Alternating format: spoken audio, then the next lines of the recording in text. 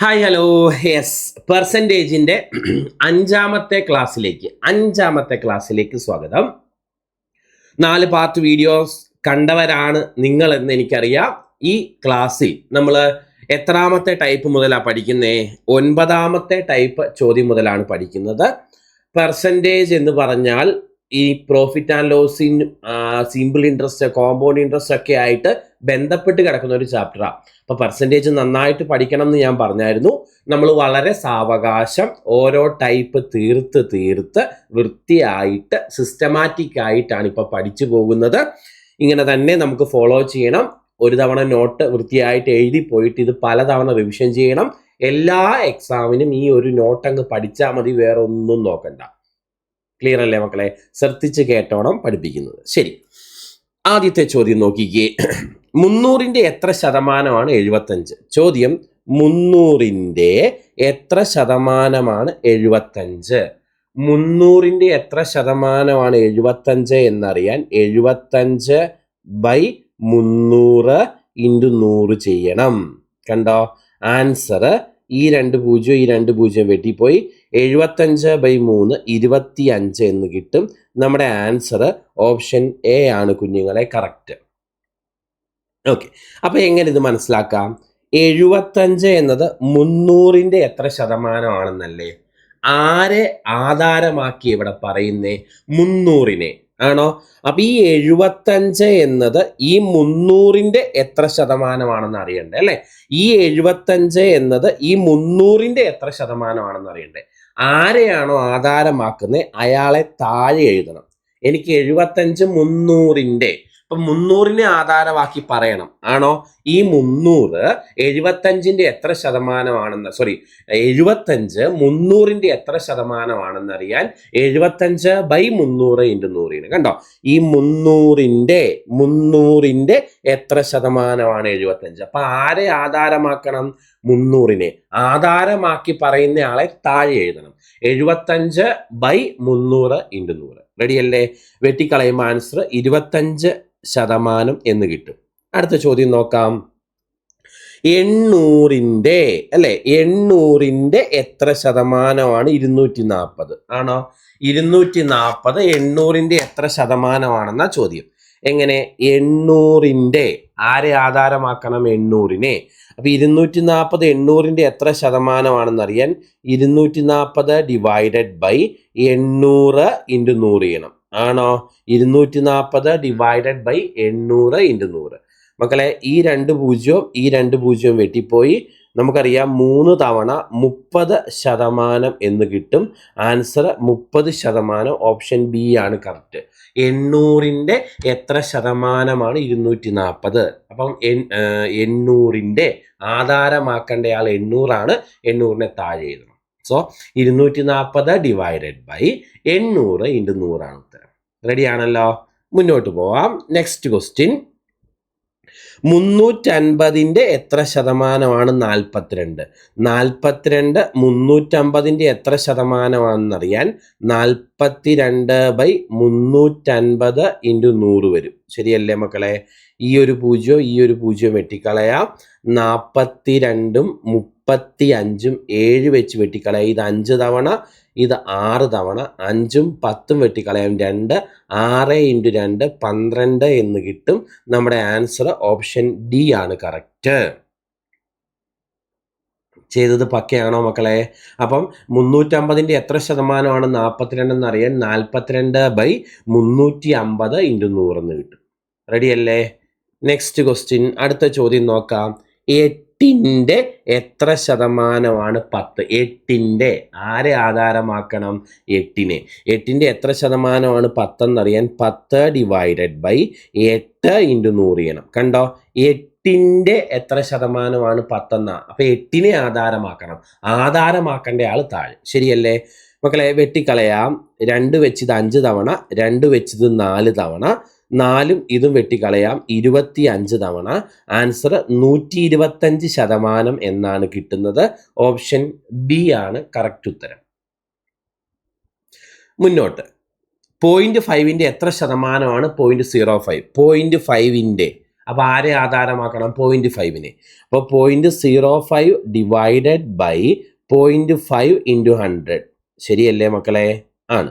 നമുക്കറിയാം ഈ 0.05നെ 100 കൊണ്ട് ഗുണിച്ചാൽ 2 പോയിന്റ് വലത്തോട്ട് മാറ്റണം. അപ്പം അത് 5 ആയിട്ട് മാറും.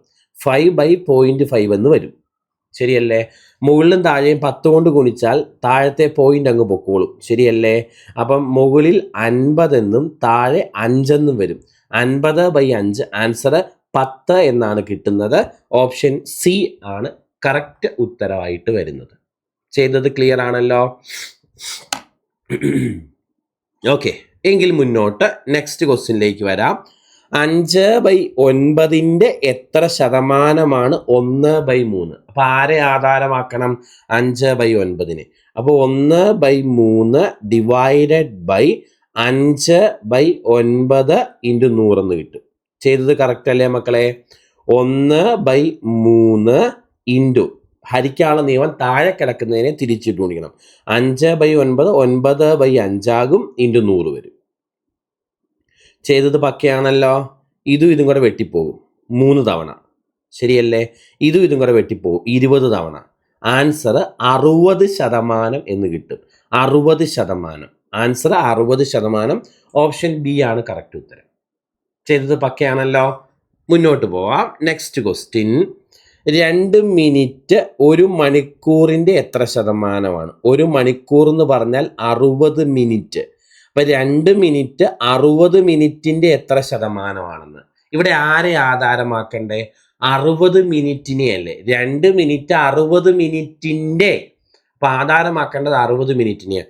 2 മിനിറ്റ് 60 മിനിറ്റിൻ്റെ എത്ര ശതമാനമാണെന്നറിയാൻ 2/60 ഇൻറ്റു 100 അല്ലേ മക്കളെ? കണ്ടോ? 1 മണിക്കൂറിൻ്റെ എന്ന് പറഞ്ഞാൽ 60 മിനിറ്റിൻ്റെ. അപ്പൊ ആധാരമാക്കേണ്ടത് 60 മിനിറ്റിനെയാണ്. 2 മിനിറ്റ് 60 മിനിറ്റിന്റെ എത്ര ശതമാനമാണെന്നറിയാൻ 2/60 ഇൻറ്റു 100. ശരിയാണോ? ഇതും വെട്ടിപ്പോയി 30. ശരിയല്ലേ? ഈ 0 വെട്ടിപ്പോയി. ആൻസർ 3.33% എന്ന് കിട്ടും കേട്ടോ. 3.33%. ഓപ്ഷൻ ഡി ആണ് കറക്റ്റ് ഉത്തരം. മുന്നോട്ട് പഠിച്ചാലോ? യെസ്. Next question. 3 സെക്കൻഡ് 1 മണിക്കൂറിൻ്റെ. മക്കളെ 1 മണിക്കൂർ എന്ന് പറഞ്ഞാൽ 60 ഇൻറ്റു 60 3600 സെക്കൻഡ് അല്ലേ മക്കളെ? ആണോ? ഇവിടെ സെക്കൻഡിൽ തന്നേക്കുന്നതുകൊണ്ട് മണിക്കൂറിനെയും സെക്കൻഡിൽ പറയണം. 3 സെക്കൻഡ് 1 മണിക്കൂറിൻ്റെ. 1 മണിക്കൂർ എന്ന് പറഞ്ഞാൽ 60 ഇൻറ്റു 60 3600 സെക്കൻഡാണ്. അപ്പം 3 സെക്കൻഡ് 3600 സെക്കൻഡിൻ്റെ എത്ര ശതമാനം എന്നാ? 3 ഡിവൈഡഡ് ബൈ 3600 ഇൻറ്റു 100 എന്ന് വരും. ക്ലിയർ അല്ലേ? ഈ 2 വെട്ടിക്കളയും. 3 വെച്ച് വെട്ടുമ്പോൾ 1/12 എന്ന് കിട്ടും മക്കളെ. 1/12. ഓപ്ഷൻ എ ആണ് കറക്റ്റ്. 1/12 എന്ന് കിട്ടും. ചെയ്തത് പക്കയാണോ? ആണ്. എങ്കിൽ മുന്നോട്ട് ചെയ്യാം. അടുത്ത ക്വസ്റ്റ്യൻ. 3 മാസം 1 വർഷത്തിൻ്റെ എത്ര ശതമാനമാണ്? 3 മാസം 1 വർഷത്തിൻ്റെ. 1 വർഷം എന്ന് പറഞ്ഞാൽ 12 മാസം. ശരിയല്ലേ? അപ്പം 3 മാസം 12 മാസത്തിൻ്റെ എത്ര ശതമാനം എന്നറിയാൻ 3 ഡിവൈഡഡ് ബൈ 12 ഇൻറ്റു 100. ശരിയാണോ? 3 മാസം 12 മാസത്തിൻ്റെ എത്ര ശതമാനം? 3/12 ഇൻറ്റു 100. ഇതും വെട്ടിപ്പോയി 4. 100/4. ആൻസർ 25% എന്ന് കിട്ടും. 25%. ഓപ്ഷൻ എ ആണ് കറക്റ്റ് അല്ലേ? 3 മാസം 1 വർഷത്തിൻ്റെ. 1 വർഷം എന്ന് പറഞ്ഞാൽ മക്കളെ 12 മാസം. 3 മാസം 12 മാസത്തിൻ്റെ എത്ര ശതമാനമാണെന്നറിയാൻ 3/12 ഇൻറ്റു 100 എന്ന് ചെയ്യാം. റെഡി? മുന്നോട്ട് ചെയ്യാം. 30 പൈസ 6 രൂപയുടെ. 6 രൂപ എന്ന് പറഞ്ഞാൽ 600 പൈസ.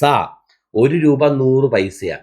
6 രൂപ 600 പൈസയാണ്. അപ്പം 30 പൈസ 600 പൈസയുടെ എത്ര ശതമാനമാണെന്നറിയാൻ 30 ഡിവൈഡഡ് ബൈ 600 ഇൻറ്റു 100. 30/600 ഇൻറ്റു 100. ശരിയല്ലേ?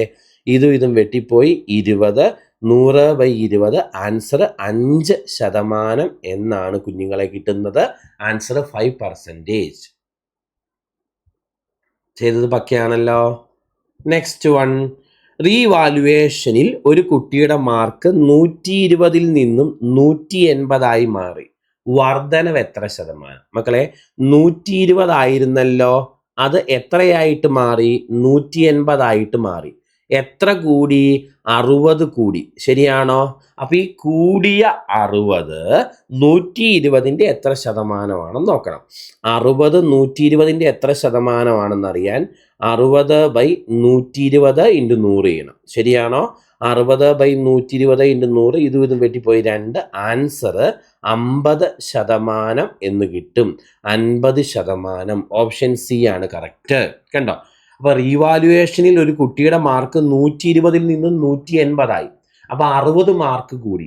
ആ 60 മാർക്ക് കൂടിയത് 120ൽ നിന്നല്ലേ? അപ്പൊ കൂടിയ 60 മാർക്ക് 120ന്റെ എത്ര ശതമാനമാണെന്ന് നോക്കണം. സോ 60/120 × 100, ആൻസർ 50% എന്നാണ് കിട്ടുന്നത് മക്കളെ. 50%. ചെയ്തത് പക്കയാണോ? ആണ്. നെക്സ്റ്റ് വൺ, അടുത്ത ചോദ്യം. ഒരു സാധനത്തിന്റെ വില 6000 രൂപയിൽ നിന്നും 8000 രൂപയായി വർദ്ധിച്ചാൽ വർധനവ് എത്ര ശതമാനം? എത്ര കൂടി? 2000 കൂടി. ആ കൂടിയ 2000 6000ത്തിൽ നിന്നല്ലേ കൂടിയേ? അപ്പൊ 2000 6000ത്തിന്റെ എത്ര ശതമാനമാണെന്ന് നോക്കണം. അതാണ് വർധനവിന്റെ ശതമാനം. 6000 8000 ആയെങ്കിൽ മക്കളെ 2000 കൂടി. കൂടിയ 2000 6000ത്തിന്റെ എത്ര ശതമാനം നോക്കാം. അതാണ് വർധനവിന്റെ ശതമാനം.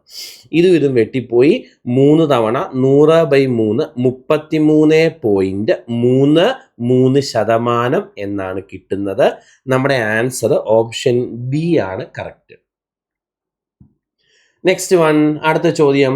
ഒരു സ്കൂളിലെ കുട്ടികളുടെ എണ്ണം 540ൽ നിന്നും 459 കുറഞ്ഞാൽ കുറവ് എത്ര ശതമാനം? ആദ്യം എത്രയാ കുറഞ്ഞത് എന്ന് നോക്കണം. 459 ആയെന്നല്ലേ? കുറഞ്ഞത് 81. അപ്പൊ എത്ര ശതമാനം കുറഞ്ഞു എന്നറിയാൻ ആ 81 കുറഞ്ഞത് 540ൽ നിന്നല്ലേ? അപ്പൊ കുറഞ്ഞ 81 540ന്റെ എത്ര ശതമാനമാണെന്ന് നോക്കണം. 81/540 × 100 വരും മക്കളെ. ഈ ഒരു പൂജ്യവും വെട്ടിക്കളയാം. ഇനി 81ഉം 54 9 വെച്ച് വെട്ടിക്കളയാം. 9×6 54, 9×9 81. ഓക്കെ. ഇനി ഇത് 3 വെച്ച് വെട്ടാൻ 2 തവണ, ഇത് 3 വെച്ച് വെട്ടാൻ 3 തവണ. ഈ 2ഉം 10ഉം വെട്ടിക്കളയാൻ 5 × 3 15% എന്നാണ് നമുക്ക് ഉത്തരം കിട്ടുന്നത്. ഓപ്ഷൻ എ ആണ് കുഞ്ഞുങ്ങളെ കറക്റ്റ്. ഓപ്ഷൻ എ ആണ് കറക്റ്റ്. ചെയ്തത് പക്കയാണോ? നന്നായിട്ട് മനസ്സിലായോ? യെസ്. നെക്സ്റ്റ് വൺ, അടുത്ത ചോദ്യം. ഒരു ടീം മത്സരിച്ച 40 മത്സരങ്ങളിൽ 24 എണ്ണം വിജയിച്ചു എങ്കിൽ വിജയ ശതമാനം. 40 എണ്ണത്തിൽ 24 എണ്ണം വിജയിച്ചെങ്കിൽ വിജയിച്ച 24 40ന്റെ എത്ര ശതമാനമാണെന്ന് നോക്കണം. 24/40 × 100. ശരിയല്ലേ? 40 മത്സരങ്ങളിൽ 24 എണ്ണം വിജയിച്ച് 24 40ന്റെ എത്ര ശതമാനമാണെന്നറിയാൻ 24/40 × 100. ഈ പൂജ്യം വെട്ടിക്കളഞ്ഞു. ആണോ? ഇതും വെട്ടിക്കളഞ്ഞു. 6 × 10 60% എന്ന് കിട്ടും. 6 × 10 60%. ഓപ്ഷൻ സി ആണ് കറക്റ്റ്. ചെയ്തത് പക്കയാണോ മക്കളെ? ആണ്. ശരി.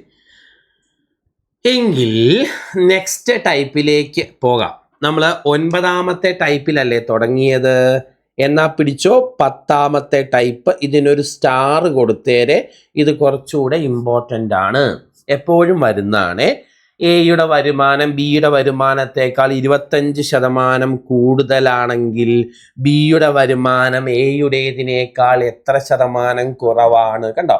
എയുടെ വരുമാനം ബിയുടേതിനേക്കാൾ 25% കൂടുതലാണെങ്കിൽ ബിയുടെ വരുമാനം എയുടേതിനേക്കാൾ എത്ര ശതമാനം കുറവാണ്? കണ്ടോ? ഇങ്ങനെ എപ്പോഴും വരുന്ന ഒരാളുടെ മറ്റേ ആളേക്കാൾ ഇത്ര കൂടുതലാണെങ്കിൽ രണ്ടാമത്തെ ആളുടെ ആദ്യത്തെ ആളേക്കാൾ എത്ര കുറവാണെന്നൊക്കെ പറഞ്ഞു. ഇങ്ങനെ വന്നാൽ ചെയ്യാനുള്ള എളുപ്പമാർഗം അങ്ങ് പറഞ്ഞു തരാം. ഇതിൻ്റെ കൺസെപ്റ്റ് പറയാൻ പോയാൽ നിങ്ങൾക്ക് കൂടുതൽ കൺഫ്യൂഷൻ ആകും. അപ്പം നമ്മൾ ഓർക്കും എയുടെ വരുമാനം ബിയേക്കാൾ 25% കൂടുതലാണെങ്കിൽ ബിയുടെ വരുമാനം എയേക്കാൾ എത്ര ശതമാനം കുറവാണെന്ന് ചോദിച്ചാൽ 25 തന്നെയല്ലേ ഉത്തരം എന്ന് വിചാരിക്കും. എന്നാൽ അല്ല, 25 തന്നെയല്ല ഉത്തരം. ഇത്തരം ചോദ്യങ്ങൾ വന്നാൽ ചെയ്യാനുള്ള മെത്തേഡ് അങ്ങ് കാണാതെ പഠിച്ചു. ഇത്തരം ചോദ്യങ്ങളുടെ പ്രത്യേകത, ഇത്തരം ചോദ്യങ്ങളിൽ ഒരേ ഒരു സംഖ്യ മാത്രമേ ചോദ്യത്തിൽ കാണത്തുള്ളൂ, വേറൊരു സംഖ്യയും കാണത്തില്ല. ശരിയാണ്, ചോദ്യത്തിൽ ഒരേ ഒരു സംഖ്യയേ ഉള്ളൂ. ഏതാ സംഖ്യ? 25. അപ്പം നിങ്ങൾ ആദ്യം ആ സംഖ്യ അങ്ങ് എഴുതുക, 25. ഓക്കെ അല്ലേ മക്കളെ? ഡിവൈഡഡ് ബൈ 25 കഴിഞ്ഞ് വരുന്ന വാക്ക് കൂടുതൽ എന്നാണോ കുറവാണ് എന്നാണോ നോക്കുക. ഇവിടെ 25 കഴിഞ്ഞ് വരുന്ന വാക്ക് കൂടുതൽ എന്നായതുകൊണ്ട് ഈ 25 100 കൂട്ടി താഴെ എഴുതുക. 25 100 കൂട്ടി താഴെ എഴുതിയാൽ 125 എന്നാകും. ഇൻറ്റു 100 ചെയ്താൽ നമ്മുടെ ഉത്തരമായി. സോ 25/125 ഇൻറ്റു 100 ഉത്തരം മക്കളെ. ഇതും വെട്ടിപ്പോയി 5 തവണ 100/5 നമ്മുടെ ആൻസർ 20% എന്ന് കിട്ടും. 100/5 നമ്മുടെ ആൻസർ 20%. ഓപ്ഷൻ എ ആണ് കുഞ്ഞുങ്ങളെ കറക്റ്റ്. ചെയ്ത രീതി ക്ലിയർ ആണോ? എയുടെ വരുമാനം ബിയുടെ വരുമാനത്തേക്കാൾ 25% കൂടുതലാണെങ്കിൽ ബിയുടേത് എയുടേതിനേക്കാൾ എത്ര ശതമാനം കുറവെന്ന ചെയ്യേണ്ട രീതി ശ്രദ്ധിച്ച് കേട്ടോ. ചോദ്യത്തിൽ ഒരേ ഒരു സംഖ്യ കാണത്തുള്ളൂ 25. ആ സംഖ്യ അങ്ങ് എഴുതി. ഓക്കെ, അത് കഴിഞ്ഞുള്ള വാക്ക് കൂടുതൽ എന്നാണോ കുറവാണ് എന്നാണോ നോക്കുക. കൂടുതൽ എന്നാണ്. അപ്പൊ 25 100 കൂട്ടി താഴെ എഴുതണം. കുറവെന്നാണെങ്കിൽ 25 100 കുറച്ച് താഴെ എഴുതണം. ഇൻറ്റു 100 ആയിരിക്കും ഉത്തരം. 25 125 വെട്ടിപ്പോയി 5 100/5 നമ്മുടെ ആൻസർ 20% എന്ന് കിട്ടും. ഓപ്ഷൻ എ ആണ് കറക്റ്റ് ഉത്തരം. അപ്പൊ ഇത്തരം ചോദ്യങ്ങൾ ചെയ്യേണ്ട രീതി മനസ്സിലായോ? ഓക്കെ, 1-2 ചോദ്യം ആകുമ്പോൾ ടെക്നിക്ക് മനസ്സിലാകും. പിയുടെ വരുമാനം ക്യൂവിന്റെ വരുമാനത്തേക്കാൾ 50% ഓക്കെ കൂടുതലാണ്. അപ്പൊ ഇവിടെ തന്നേക്കുന്ന സംഖ്യ 50%. ഒരു സംഖ്യയല്ലേ ചോദ്യമുള്ളൂ. അപ്പൊ 50 എഴുതി. 50/50 കഴിഞ്ഞ് വരുന്ന വാക്ക് കൂടുതൽ എന്നാണോ കുറവ് എന്നാണോ നോക്കുക. കൂടുതൽ എന്നാ. അപ്പൊ താഴെ 150 എന്ന് എഴുതുക. ഇൻറ്റു 100. ക്ലിയർ അല്ലേ? ഇതും വെട്ടിപ്പോയി 3 100/3 ആൻസർ 33.33% എന്ന് കിട്ടും. ചെയ്ത രീതി ക്ലിയർ ആണോ? ചോദ്യത്തിൽ ഒരേ ഒരു സംഖ്യ അത് എഴുതി, അത് 100 കൂട്ടി താഴെ എഴുതി, ഇൻറ്റു 100 എഴുതി. ഓക്കെ അല്ലേ മക്കളെ? ആണ്. നെക്സ്റ്റ് ക്വസ്റ്റ്യൻ ചെയ്യാം. മനുവിന്റെ വരുമാനം അരുണിൻ്റെതിനേക്കാൾ 150% കൂടുതലാണ്. ഓക്കെ, അപ്പോൾ ഒരേ ഒരു സംഖ്യയുള്ളൂ 150. 150 കഴിഞ്ഞ് വരുന്ന വാക്ക് കൂടുതൽ എന്നാണോ കുറവ് എന്നാണോ? കൂടുതൽ എന്നാണ്. അപ്പൊ അത് 100 കൂട്ടി എഴുതുക. 150 100 കൂട്ടുമ്പോൾ 250 എന്ന് വരും. ഇൻറ്റു 100 നമ്മുടെ ഉത്തരവായിട്ട് വരുന്നത്. ശരിയല്ലേ? 50 വെച്ച് വെട്ടിക്കളഞ്ഞാൽ 3 തവണ, 50 വെച്ച് വെട്ടിക്കളഞ്ഞാൽ 5 തവണ, 5ഉം 100ഉം കൂടെ വെട്ടിക്കളയാം 20. ആൻസർ 60% എന്നാണ് കിട്ടുന്നത്. 150/250 ഇൻറ്റു 100. ചെയ്തത് ക്ലിയർ അല്ലേ മക്കളെ? ഇത് 3, ഇത് 5, 5ഉം 100ഉം വെട്ടി 20. ആൻസർ 60%. ഓപ്ഷൻ എ ആണ് കറക്റ്റ്. നെക്സ്റ്റ് ചോദ്യം. റഹീമിന്റെ ഉയരം രാഹുലിൻ്റെതിനേക്കാൾ 25% കുറവാണ്. ചോദ്യത്തിൽ ഒരേ ഒരു സംഖ്യയുള്ളൂ 25. അത് എഴുതി. 25% കുറവ് എന്നായതുകൊണ്ട് 100 നിന്ന് 25 കുറച്ച് എഴുതി 75 ഇൻറ്റു 100 നമ്മുടെ ഉത്തരം. ശരിയല്ലേ? ഇതും വെട്ടിപ്പോയി 3 തവണ 100/3 33.33% എന്ന് കിട്ടും. നമ്മുടെ ആൻസർ ഓപ്ഷൻ എ ആണ് കറക്റ്റ്. നെക്സ്റ്റ് ക്വസ്റ്റ്യനിലേക്ക് വരാം. അടുത്ത ചോദ്യം. പിയുടെ ശമ്പളം ക്യൂവിൻ്റെ ശമ്പളത്തേക്കാൾ 50% കുറവാണ്. അപ്പോൾ 50/50% കുറവാണെന്നായതുകൊണ്ട് 50 ഇൻറ്റു 100. എങ്കിൽ ക്യൂവിൻ്റെ ശമ്പളം പിയുടെ ശമ്പളത്തേക്കാൾ എത്ര ശതമാനം കൂടുതലാണ്? ആൻസർ 100%. 50 എന്നൊരു സംഖ്യയുള്ളൂ. ആ 50 എഴുതി. 50 100നോട് കുറച്ച് എഴുതി. കാരണം ഇവിടെ കുറവാണ് എന്ന കിടക്കുന്നത്. അപ്പോൾ താഴെ 50 വന്നു. ഇൻറ്റു 100. 50 വെട്ടിപ്പോയി. ആൻസർ 100% എന്ന് കിട്ടും. ഓപ്ഷൻ ഡി ആണ് കുഞ്ഞുങ്ങളെ കറക്റ്റ് ഉത്തരം. മുന്നോട്ട് പോവാം. നെക്സ്റ്റ് ക്വസ്റ്റ്യൻ ശ്രദ്ധിച്ച് കേട്ടോണേ. കുറച്ച് വ്യത്യാസമുള്ള ചോദ്യമാണ്. പെട്രോളിൻ്റെ വിലയിൽ 25% വർധനവുണ്ടായാൽ ചിലവിൽ മാറ്റം വരാതിരിക്കാൻ ഉപയോഗം എത്ര ശതമാനം കുറയ്ക്കണം? പെട്രോളിൻ്റെ വിലയിൽ 25% വർധനവുണ്ടായാൽ ചിലവിൽ മാറ്റം വരാതിരിക്കാൻ ഉപയോഗം എത്ര ശതമാനം കുറയ്ക്കേണ്ടി വരും? മക്കളെ, ഇതെന്താണെന്ന് പലർക്കും മനസ്സിലാവില്ല. ഞാനത് സിമ്പിളായിട്ട് പറഞ്ഞുതരാം. ഓക്കെ, ആദ്യം ശ്രദ്ധിച്ചു. നമുക്കിങ്ങനെ പറയാം. പ്രൈസ് ഇൻറ്റു കൺസപ്ഷനാണ് എക്സ്പെൻഡിച്ചർ അല്ലെങ്കിൽ എക്സ്പെൻസ്. പ്രൈസ് ഇൻറ്റു കൺസപ്ഷനാണ് എക്സ്പെൻഡിച്ചർ അല്ലേ? അതായത് വില ഇൻറ്റു ഉപയോഗം. വില ഇൻറ്റു ഉപയോഗം ആണ് ചിലവ് എന്ന് പറയുന്നത്. വില ഇൻറ്റു ഉപയോഗമാണെന്ത്? ചിലവ്. വില ഇൻറ്റു ഉപയോഗമാണ് ചിലവ്. പ്രൈസ് ഇൻറ്റു കൺസപ്ഷൻ ആണ് എക്സ്പെൻഡിച്ചർ എന്ന് പറയുന്നത്. വില ഇൻറ്റു ഉപയോഗമാണ് ചിലവ്. ഓക്കെ, നിങ്ങളിവിടെ ശ്രദ്ധിക്കണേ. മക്കളെ 20 രൂപയായിരുന്നു പെട്രോളിന്റെ വില. ഞാൻ ഒരു ദിവസം 5 ലിറ്റർ പെട്രോൾ യൂസ് ചെയ്യുമെന്ന് വിചാരിക്കുക. അപ്പോൾ എനിക്ക് എക്സ്പെൻസ് 100 രൂപയാണ്. പെട്രോളിന്റെ എക്സ്പെൻസ് 100 രൂപ. അപ്പോൾ 20 രൂപയാണ് പ്രൈസ്. ഞാൻ യൂസ് ചെയ്യുന്ന കൺസപ്ഷൻ 5 ലിറ്റർ ആണ്. അപ്പോൾ എൻ്റെ എക്സ്പെൻസ് 100 രൂപയാണ്. അപ്പോൾ പ്രൈസ് ഇൻറ്റു കൺസപ്ഷൻ ആണല്ലോ എക്സ്പെൻസ്. ഇത്തവണ നോക്കിയപ്പം പെട്രോളിന്റെ വില കൂടി. 20 രൂപയായിരുന്ന വില 25 രൂപയായിട്ട് വില കൂടി. പെട്രോളിന്റെ വില കൂടിയാൽ പിന്നെയുള്ള മാർഗം എന്താ? വില കൂടിയാൽ കൺസപ്ഷൻ കുറയ്ക്കുക എന്നുള്ളതാണ് പിന്നെയുള്ള മാർഗം, ചെലവ് മാറാതിരിക്കാൻ. അപ്പൊ 5 ലിറ്റർ യൂസ് ചെയ്ത സ്ഥാനത്ത് ഞാൻ 4 ലിറ്റർ യൂസ് ചെയ്തു. അതായത് പ്രൈസ് കൂടിയപ്പം, കണ്ടോ, പ്രൈസ് കൂടിയപ്പം ഞാൻ കൺസപ്ഷൻ കുറച്ചു. അങ്ങനെ നോക്കിയപ്പോൾ എൻ്റെ ചെലവ് 100 രൂപയിൽ തന്നെ നിന്നു. ശരിയാണോ മക്കളെ? അപ്പൊ എനിക്കൊരു കാര്യം മനസ്സിലായി, പ്രൈസ് കൂടുന്നതിനനുസരിച്ച് കൺസപ്ഷൻ കുറച്ചുകൊണ്ടിരുന്നാൽ ചെലവ് മാറാതിരുന്നോളും. ഇവിടെ 20 രൂപയായിരുന്നു വില, 5 ലിറ്റർ യൂസ് ചെയ്യുന്നു, 100 രൂപയായിരുന്നു ചെലവ്. ഞാൻ പെട്രോളിന്റെ വില കൂടിയപ്പം 5 ലിറ്റർ യൂസ് ചെയ്ത സ്ഥാനത്ത് ഞാൻ 4 ലിറ്റർ യൂസ് ചെയ്തോളൂ. അപ്പോഴും 25 × 4 എക്സ്പെൻസ് 100 രൂപയിൽ തന്നെ നിലനിർത്താൻ പറ്റി എനിക്ക്. അപ്പൊ എനിക്ക് മനസ്സിലായി, പ്രൈസ് കൂടുന്നതിനനുസരിച്ച് കൺസപ്ഷൻ കുറച്ചുകൊണ്ടിരുന്നാൽ എക്സ്പെൻസിൽ മാറ്റം വരുത്താതിരിക്കാൻ പറ്റും. ശരിയാണോ? പ്രൈസ് കൂടുന്നതിനനുസരിച്ച് കൺസപ്ഷൻ കുറച്ചുകൊണ്ടിരുന്നാൽ എക്സ്പെൻസിൽ മാറ്റം വരുത്താതിരിക്കാൻ പറ്റും. അപ്പൊ ഇവർ ചോദിച്ചേക്കുന്നത് പ്രൈസ് 25% കൂടി, കൺസപ്ഷൻ എത്ര ശതമാനം കുറച്ചാലാണ് ചിലവിൽ മാറ്റം വരുത്താതിരിക്കാൻ പറ്റുന്നത് എന്നാണ് ചോദ്യം. അപ്പൊ ചോദ്യത്തിന്റെ അർത്ഥം നിങ്ങൾക്ക് മനസ്സിലായി എന്ന് ഞാൻ പ്രതീക്ഷിക്കുന്നു. എനിക്കറിയാം പ്രൈസ് കൂടുന്നതിനനുസരിച്ച് കൺസപ്ഷൻ കുറച്ചാൽ എക്സ്പെൻസിൽ മാറ്റം വരത്തില്ല.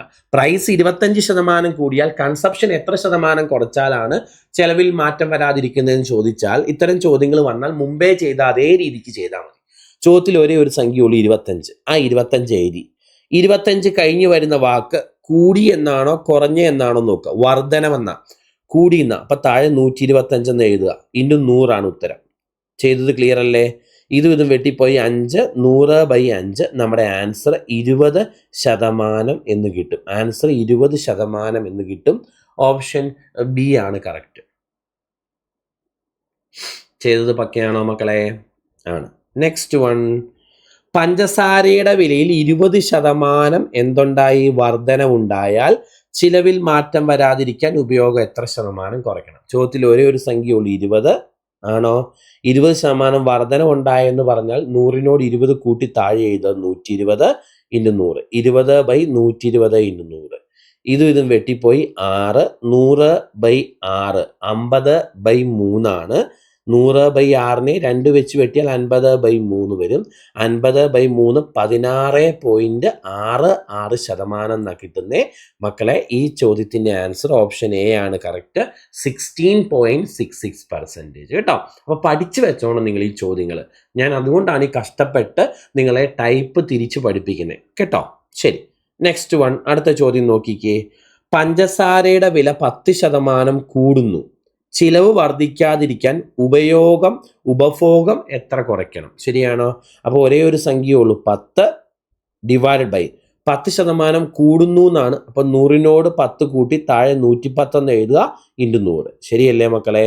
ഈ 0 പോയി 100/11 എന്ന് വരും അല്ലേ? 100/11 എന്ന് പറഞ്ഞാൽ 9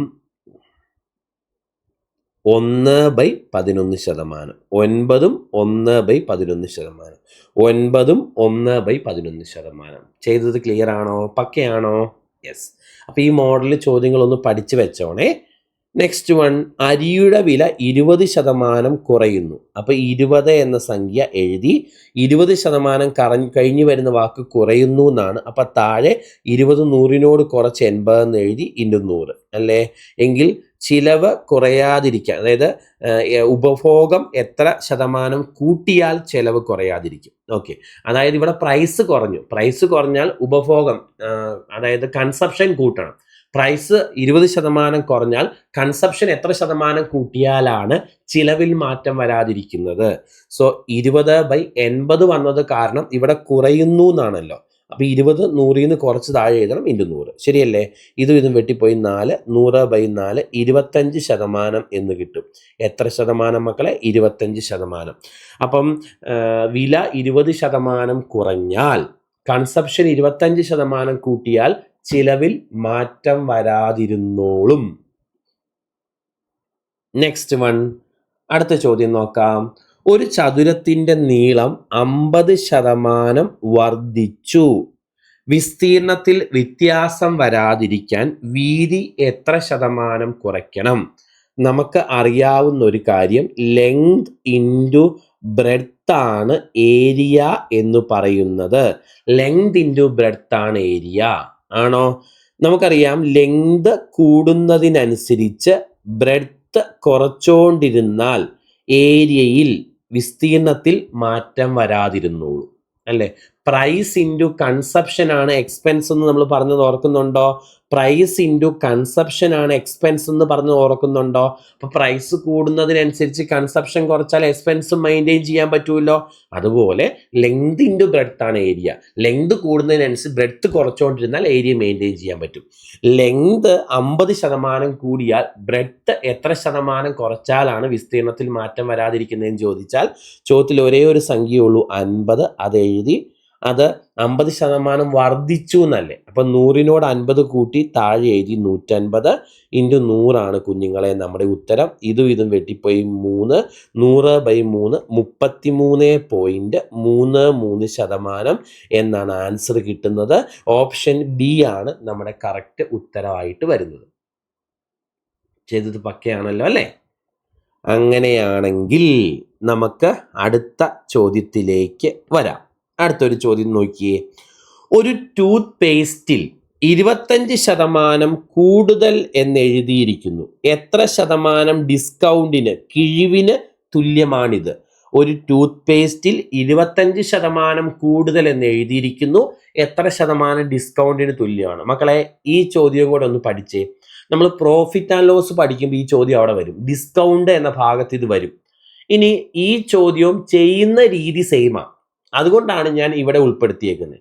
അപ്പം നമ്മൾ ചില ട്യൂബുകൾ, ചില ബോട്ടിൽസ് ഒക്കെ വാങ്ങുമ്പോഴേ 10% എക്സ്ട്രാ, 20% എക്സ്ട്രാ എന്നൊക്കെ പറഞ്ഞ് കാണാറില്ലേ മക്കളെ? അതാണ് സംഭവം അല്ലേ? അപ്പോൾ ഒരു ടൂത്ത് പേസ്റ്റിൽ 25% കൂടുതൽ എക്സ്ട്രാ എന്ന് എഴുതിയിട്ടുണ്ട്. എത്ര ശതമാനം ഡിസ്കൗണ്ടിന്, കിഴിവിന് തുല്യമാണിതെന്നാണ് ചോദിച്ചേക്കുന്നത്. പറഞ്ഞ മനസ്സിലായോ?